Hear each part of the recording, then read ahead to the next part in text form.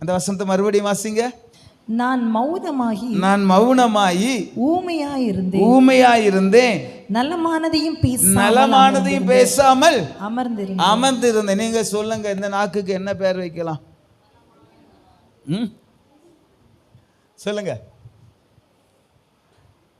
அமர்ந்திருக்கிற ஒரு நாவு. அதை இன்னும் சொல்லணும்னா அமைதியாக இருக்கிற ஒரு நாவு.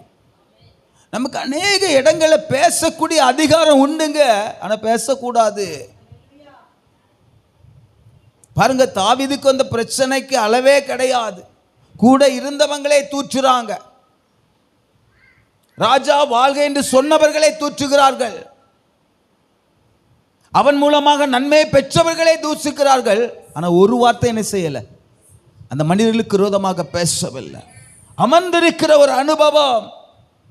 நீங்க நாம் அப்படி செய்கிறோமா? பாருங்க, ஆண்டவர் சொல்லுகிற நீங்க சும்மா இருங்க, அப்படித்தானே சொல்றார்.